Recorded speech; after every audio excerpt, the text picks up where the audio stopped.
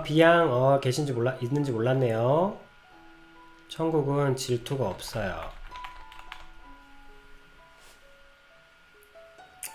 천국은 질투가 없습니다. 그 이유는 사람이 들어가는 것이 아니라 완전히 새로운 존재가 들어가는 것이거든요.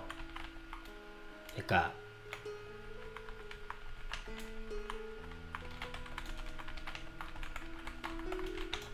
천국은 사람이 들어가는 곳이 아니고요. 온전하고 완전해진 존재가 들어가는 곳이에요. 그러니까 육신을 벗고, 설명할 수는 없지만 이 육신을 벗어요. 이 육신 속에 마음이라는 것이 들어있고, 그 마음에는 죄성이라는 것이 있어요. 이 죄성이라는 것은 생명으로부터 벌어진, 정확히는 이 죄는 생명보다는 신과 관련된 것이기 때문에 죄는 하나님께로부터 멀어지는 것이 죄예요. 죄는 악한 것이 아니고요. 하나님으로부터 멀어지는 것이 죄예요. 완전한 존재로부터 멀어지는 것. 그러니까 분열. 이거는 하나님께로 가까이 가는 가치가 아니라 하나님께로부터 멀어지는 가치이기 때문에 분열시키고 이런 것들은 하나님께서 싫어하시는 죄죠. 그리고 저 분열의 속성을 가지고 있는 감정이 질투예요. 질투는 타인과 나를, 그러니까 하나님께서 사랑하시는 한 생명과 내 생명을 분리시키는, 그죠? 하나님께로부터 나를 분리시키게 만들고, 그래서 사단이 하나님을 무척이나 질투하죠. 그래서 사단의 소원은 하나님의 영광을 질투하기 때문에 어떻게든 빼앗는 것입니다. 그래서 우리 인간을 그토록 미워하는 거죠. 우리 인간에게는 처음부터 다 주어져 있으니까. 어쨌든 그래서 분열과 질투. 근데 천국은 질투가 없어요. 온전해지고 완전해진 것이기 때문에. 그래서 죄성이 없는 곳. 우리가 새로운 존재가 온전하고 완전해진다는 것은 그 죄성이 없어지는 존재가 들어간 것이에요. 그러니까 분열과 질투라는 개념을, 물론 지혜도 완전해지기 때문에 알기는 할 겁니다. 그러나 천국은 질투가 없어요. 자, 그게 무슨 뜻이냐면 우리가 온전해지고 완전해지게 되면 천국은 근데 받은 만큼 더 받게 되고 못 받은 사람 못 받아요.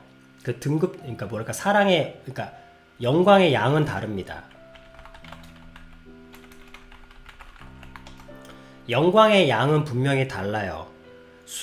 하나님의 사도 바울의 영광의 양과 우리 일반 성도들이 받을 영광의 양이 같을 순 없죠. 하나님은 평등의 법칙을 하시는 분이 아니에요. 물론 평등이 필요 없죠. 모두를 완전하고 온전하게 사랑하시니까. 하지만 영광의 양은 차이가 납니다. 여기서 이제 사람들의 시선, 영광의 양이 다른 것을 보고 죄성을 가진 사람이 보기에는 천국에 가서도 영광을 많이 받은 사람과 적게 받은 사람이 나뉜다. 저 나뉜다라는 시선으로 보면 저기도 질투가 있지 않을까. 어쨌든 질투는 약한 비교니까. 어쨌든 질투는 좋게 말하면 비교니까. 천국에도 비교가 있으니 질투하게 될 거 아니냐. 그래서 더 간단히 말하면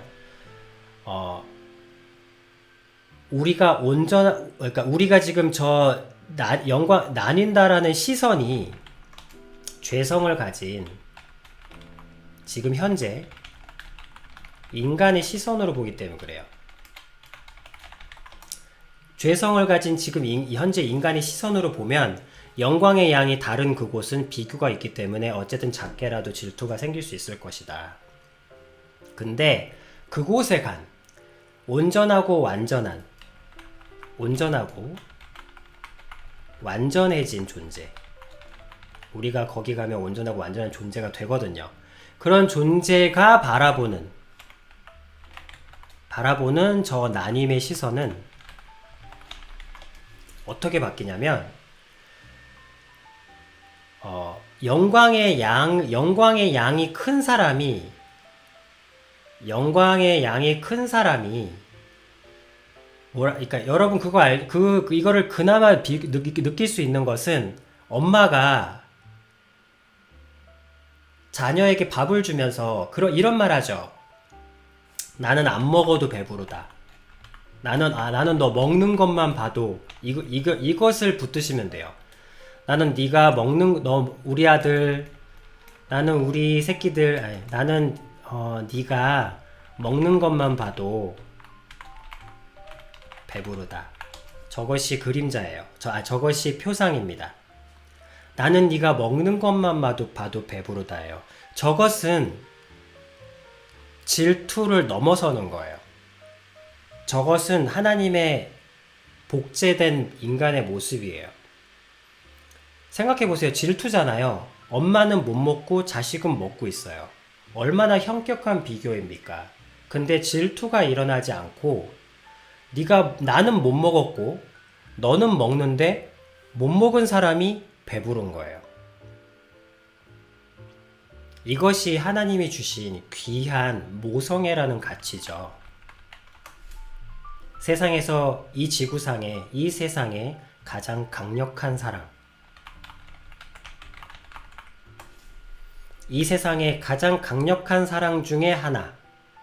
그것 중에 하나가 모성애죠. 우리 그걸 통해서 보면 돼요. 나는 네가 먹는 것만 봐도 배부르다. 이 상황, 이 존재, 이 시선, 그것이 천국에 그대로 온전해지고 완전히 이게 적용이 돼요. 바꿔 말하면 사도 바울이 받은 그 영광을 크게 받은 사람들은 무슨 뜻이냐면 영광을 적게 받는 사람들을 크게 그러니까 영광을 크게 받은 사람이 더 많이 도울 수 있어서 충만한 거예요.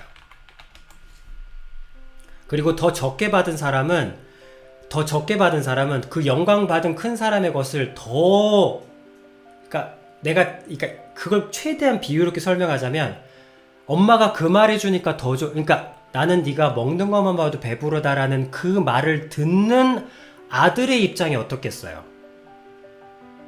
그 말에 엄마의 사랑을 얼마나 밥으로 배가 차고 엄마가 전하는 그 말 한마디에 영이 찰 거예요. 마음이.